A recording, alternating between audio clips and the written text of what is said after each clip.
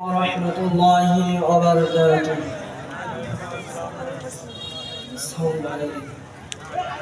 الحمد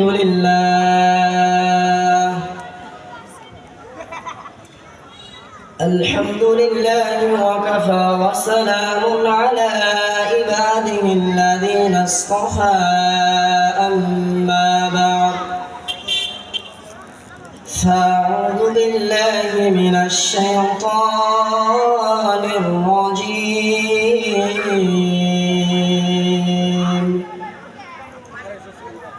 بسم الله الرحمن الرحيم.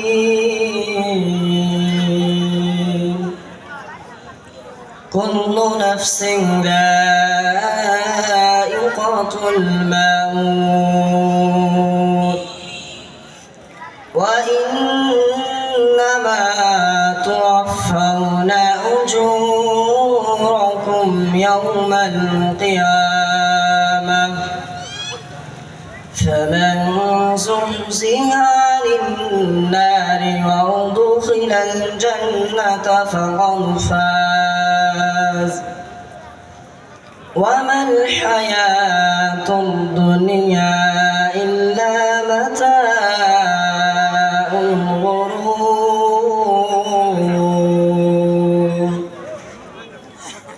وقال صاحب القرآن صلى الله عليه وسلم: القبر إما روضة من رياض الجنة أو حفرة من حفر النار.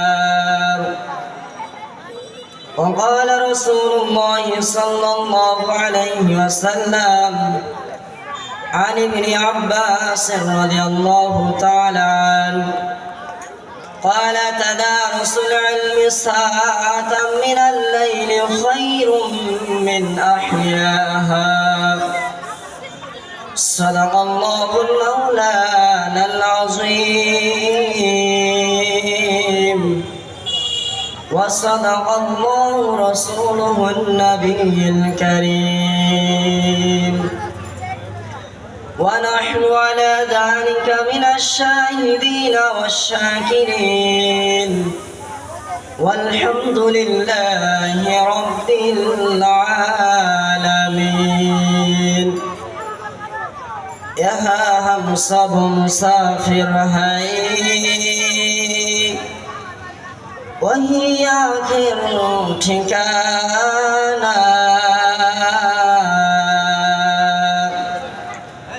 कोई आगे रवाना है, कोई पीछे रवाना। अरे आके लहू गाफिल, तुझे दुनिया से जना है, एक दिन अपना खुदा को भी दिखाना है। अगर अपने मौत से कोई बशर नहीं, समा सौ बसर का है पन की खबर नहीं। भाई साउंड को बार भाई स्टेज साउंड। अल्हम्दुलिल्लाह, আল্লাহর তাআলা দরবারে শুকরিয়া আদায় করি যে আল্লাহ রাব্বুল আলামিন আমাদেরকে অত্যন্ত মায়া ও মেহেরবানি করে ঢলডাঙ্গা স্কুল মাঠে আল্লাহ রাব্বুল আলামিন আমাদেরকে দুনিয়ার সমস্ত কাজ থেকে ফারিগ করে জান্নাতি এক বাগানে বসার তৌফিক দান করলেন। এজন্য আমরা সকলে অন্তরস্থল থেকে আল্লাহর দরবারে শুকরিয়া আদায় করেছি। সকলে বলি আলহামদুলিল্লাহ। কি ভাই, আওয়াজ আর একটু বাড়ায় দেওয়া যায় না? এত লোক মানুষ বসে রয়েছেন, আওয়াজ নাই, না খেয়ে আসছেন নাকি বাড়ি থেকে? সকলে আর একটু জোরে বলি না আলহামদুলিল্লাহ। আল্লাহ রাব্বুল আলামিন পবিত্র কালামুল্লাহর মধ্যে বলেন যে ওয়াইন তাউদ্দু নি'মাতাল্লাহি লা তুহসুহা। যদি আমার কোনো বান্দা আমার নিয়ামতের গণনা শুরু করে দেয়, কিন্তু কিয়ামত পর্যন্ত আমার নিয়ামতকে গণনা করে আমার বান্দাগুলো শেষ করতে পারবে না। সুবহানাল্লাহ বলবেন না ভাই? যে আল্লাহ রাব্বুল আলামিন আমাদেরকে সুস্থ রেখে জান্নাতি বাগানে বসার তৌফিক দান করলেন। এজন্য আমরা আবারও অন্তরস্থল থেকে আল্লাহর দরবারে শুকরিয়া আদায় করেছি। সকলে বলি আলহামদুলিল্লাহ। রাসূলুল্লাহ সাল্লাল্লাহু আলাইহি ওয়াসাল্লামের প্রতি দরুদ ও সালাম প্রেরণ করি। সকলে বলি সাল্লাল্লাহু আলাইহি ওয়াসাল্লাম। প্রিয় উপস্থিতি, এই মজলিসের কত বড় দাম আপনারা কি শুনতে চান? যে আমরা এখানে বসলাম, বসার দ্বারা কি আমাদের ক্ষতি হলো না লাভ হলো?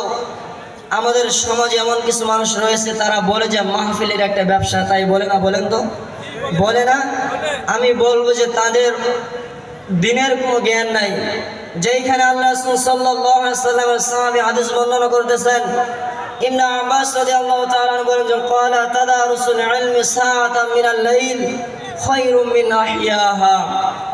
আল্লাহর নবীর সাহাবী হযরত ইবনে আব্বাস রাদিয়াল্লাহু তাআলা বলেন, ও দুনিয়ার মানুষরা তোমরা শুনে নাও, দুনিয়ার জমিনে রাতের অন্ধকারে যদি তোমরা রাতের কিছু সময় ইলমে দ্বীনি আলোচনা করো, ইলমে দ্বীনি আলোচনা শুরু, আল্লাহ রাসূল সাল্লাল্লাহু আলাইহি ওয়াসাল্লাম বলেছেন সারা রাত দাঁড়িয়ে দাঁড়িয়ে নামাজ পড়া চাইতেও ওই ইলমে মজলিসের দাম আল্লাহ রাব্বুল আলামিনের কাছে বেশি।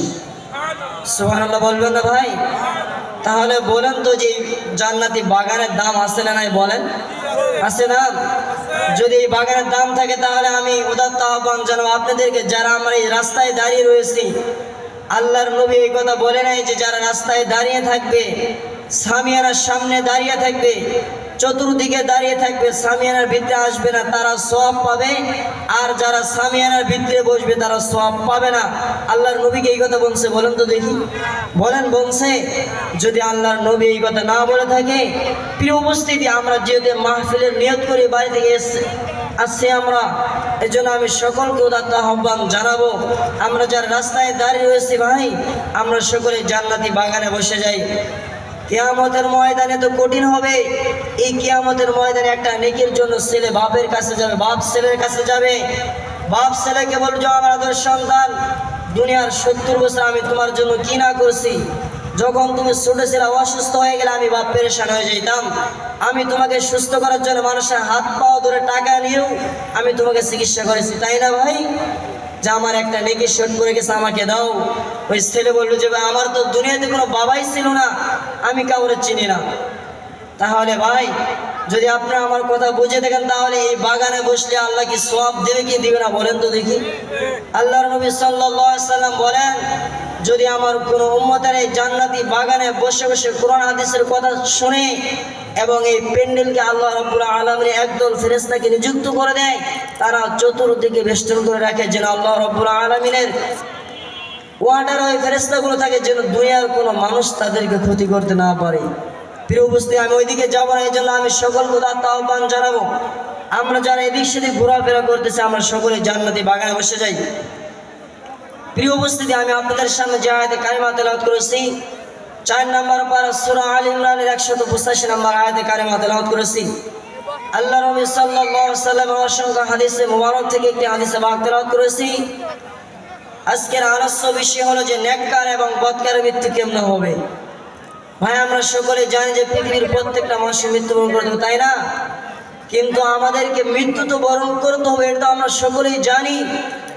কিন্তু যারা নেককার হবে আর যারা নেককার হবে না, যারা ঈমানওয়ালা হবে আর যারা ঈমানওয়ালা হবে না, যারা কালিমাকে গ্রহণ করবে আর যারা কালিমাকে গ্রহণ করবে না, যারা এই শীতের মধ্যে সামিয়ানার নিচে মাটির উপরে বসে বসে যারা দিনের কথা শুনবে আর যারা লেপের নিচে ঘুমায় ঘুমায় থাকবে আর এই মাহফিলে যারা টিটকারি মারবে, এদের মৃত্যুটি ভাই কোন অবস্থাতে এক হতে পারে? বলেন।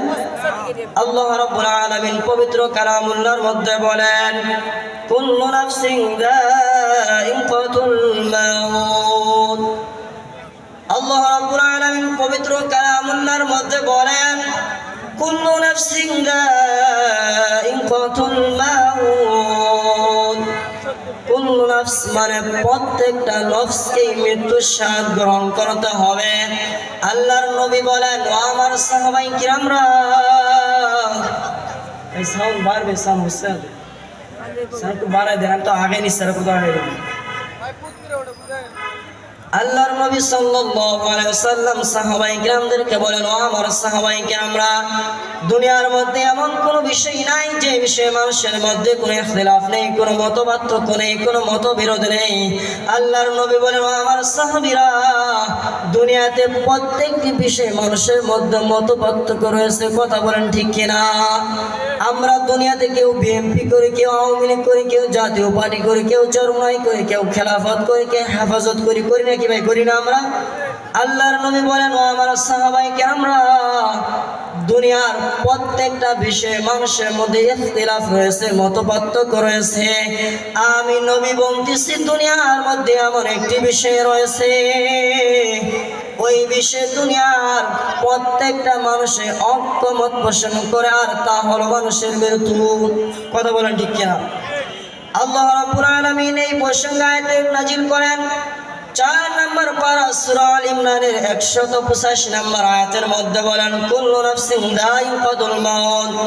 ও ডল্লাঙ্গার মুসলমানরা, তোমরা ভালো করে শুনে নাও, দুনিয়ার প্রত্যেকটা মানুষকে মৃত্যুর স্বাদ গ্রহণ করতে হবে। ওয়া ইন্নামা তুওয়াফাউনা উজুরাকুম ইয়াওমাল কিয়ামা।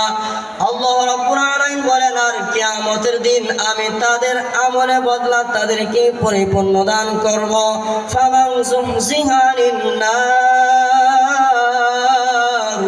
আল্লাহ রাব্বুল আলামিন বলেন, কিয়ামতের ওই কঠিন ময়দানে আমি যাদেরকে জাহান্নামের আগুন থেকে হেফাজত করব। ওয়া উদখিলাল জান্নাতা ফাকাদ ফাজ। এবং আমি যাদেরকে জান্নাতে প্রবেশ করাবো তারাই হবে সফল কাম।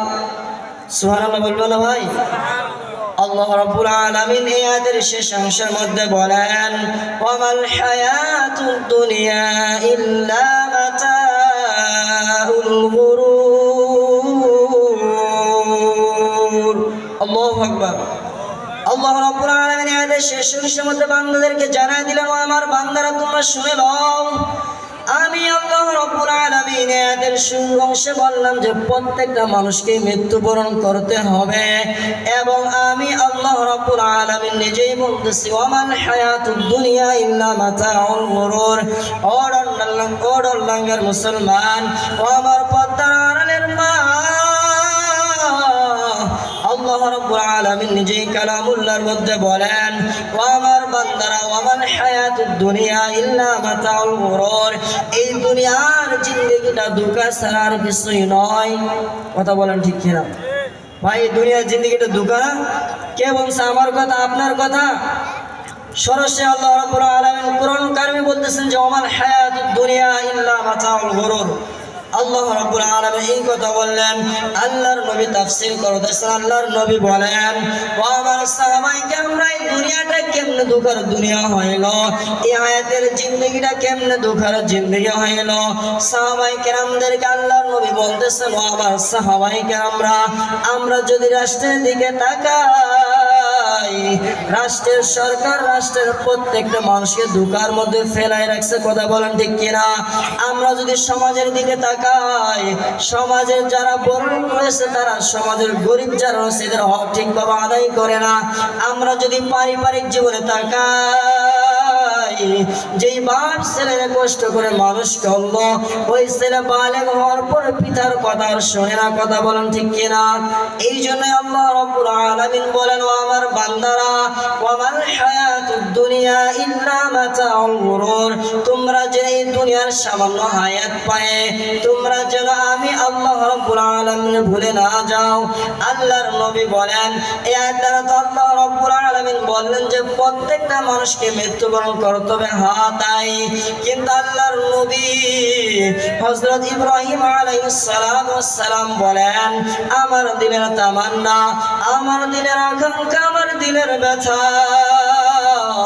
ইব্রাহিম আলাইহিস সালাম বলেন যে আমার দিলের তামান্না, আমি একদিন মালাকুল মউতকে জিজ্ঞাসা করলাম যে ভাই মালাকুল মউত, যারা বদকার হবে, যারা বেঈমান হবে, যারা বেনামাজি হবে, যারা নামাজ পড়বে না, যারা শরীয়ত অনুযায়ী চলবে না, যারা আমি আল্লাহকে মানবে না, তাদের মৃত্যু কেমনে হবে? মালাকুল মউত বলতেছেন যে আল্লাহর নবী ইব্রাহিম আলাইহিস সালাতু ওয়াস সালাম যারা বদকার হবে, যারা বেঈমান হবে, যারা ফাসিক হবে, আমি আল্লাহর ফেরেশতা মালাকুল মউত যেভাবে তাদের জান আমি কবজ করে, আপনি তাদেরকে সহ্য করতে পারবেন না।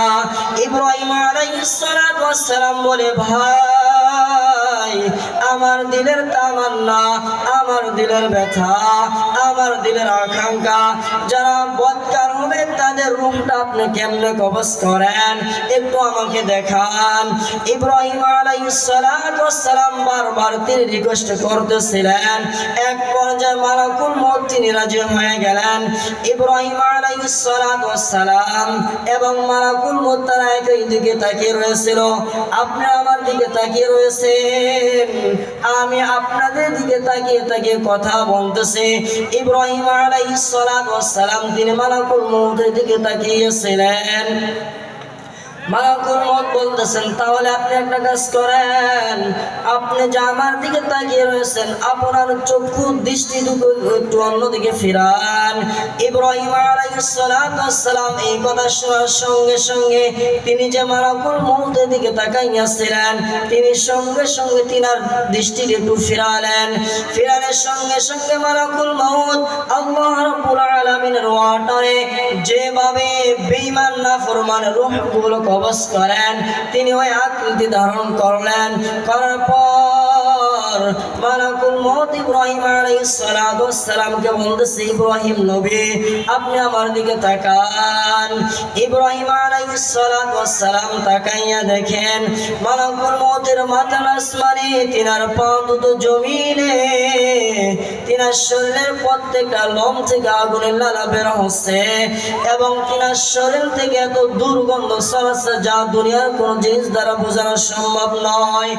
ইব্রাহিম আলাইহিস সালাতু ওয়াস সালাম এই অবস্থা দেখে তিনি জমিনে পড়ে গেলেন, তিনার কোনো হুঁশ নাই।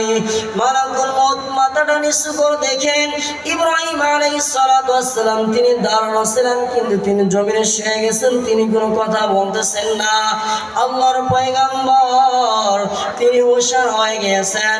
মালাকুল মউত সঙ্গে সঙ্গে তিনার আকৃতিকে পাল্টিয়ে ফেললেন এবং তিনি তিনার আসল আকৃতিকে ধারণ করলেন। করার পরে যখন ইব্রাহিম আলাইহিস সালাতু ওয়াস সালাম হুঁশ হয়ে এলো, মালাকুল মউত বলতেছেন, ও আল্লাহর নবী আমি ব্যাপারটা বুঝতে পারলাম না, আপনি কেন জমিনে পড়ে গেলেন, আপনার কথা কেন বন্ধ হয়ে গেল? ইব্রাহিম আলাইহিস সালাতু ওয়াস সালাম বলতেছেন যে ভাই আল্লাহ রাব্বুল আলামিন, আপনি আল্লাহ রাব্বুল আলামিনের ওয়াটার যা আকৃতি ধারণ করেছেন, আপনার শরীর থেকে যে দুর্গন্ধ ছড়াচ্ছিল, আমি ইব্রাহিম নবী এই অবস্থা থেকে আর আমার হুঁশ ঠিক ছিল না, আমি জমিনে বেহুশ হয়ে পড়ে গেছিলাম। ইব্রাহিম নবী বলতেছেন যে ভাই আল্লাহ রাব্বুল আলামিন যদি দুনিয়ার জমিনে দুনিয়াদারদেরকে, নাফরমানদেরকে, বেঈমানদারদেরকে যদি দুনিয়ার 70 বছর 100 বছর জিন্দেগিতে আল্লাহ রাব্বুল আলামিন যদি কোনো কষ্টের সম্মুখীন না করেন, আমি ইব্রাহিম নবী বলতে পারবো তাদের জন্য মৃত্যুর যন্ত্রণাই কঠিন। এ ডোনাঙ্গার মুসলমান বুঝে থাকলে কথায় উত্তর দাও যে ইব্রাহিম নবীর গায়ে 40 জন যুবকের শক্তি ছিল। ওই ইব্রাহিম নবী মালাকুল মউতের অবস্থা দেখে তিনি জমিনে পড়ে গেলেন, তিনার কোনো হুঁশ নাই।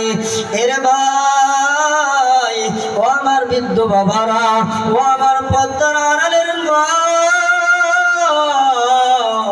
বুঝে থাকলে কথায় উত্তর দৌড়ে মা। যে ইব্রাহিম নবীর গায়ে 40 জন যুবকের শক্তি থাকার পরও তিনি জমিনে বেহুশ হয়ে পড়ে গেলেন। এর ভাই তুমি আর আমার গায়ে একজন যুবকের শক্তি, তাও একটু অসুস্থ হয়ে গেলে শরীরের শক্তি থাকে না, একটু জ্বর আসলে শরীরের শক্তি থাকে না, তাহলে আপনার আমি ওই মৃত্যুর যন্ত্রণা কেমন সহ্য করব রে ভাই? আমাদের ইমানের কি অবস্থা, আমাদের আমলের কি অবস্থা?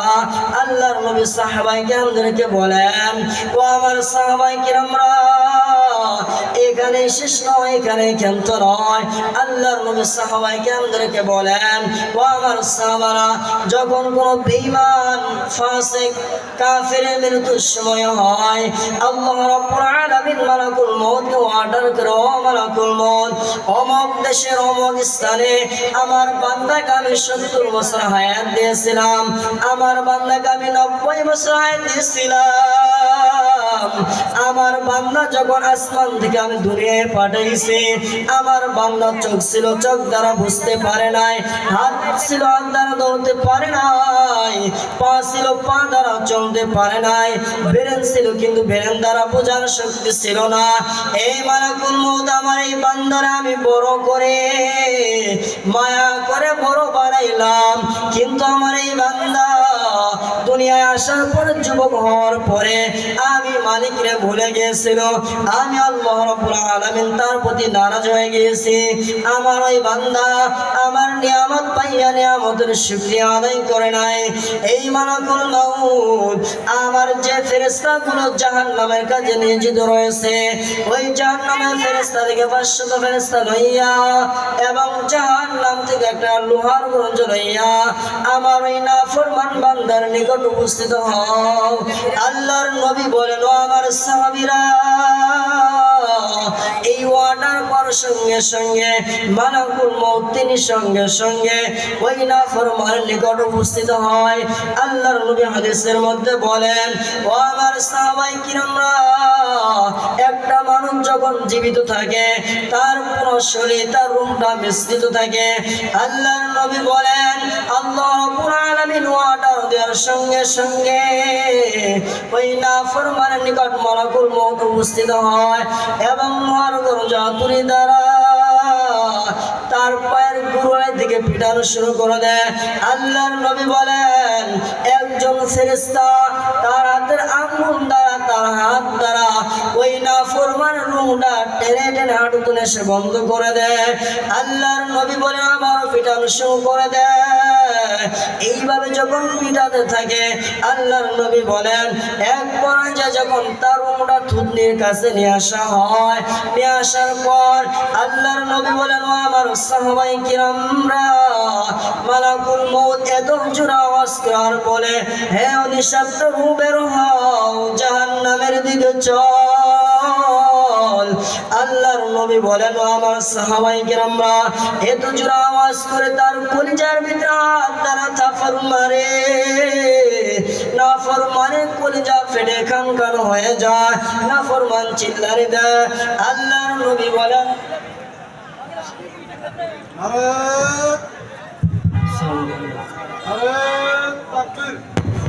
নারায়ে তাকবীর। দ্বিতীয় বক্তার আগমন, দ্বিতীয় বক্তার আগমন। প্রিয় উপস্থিতি, দ্বিতীয় আলোচক শিখেছে।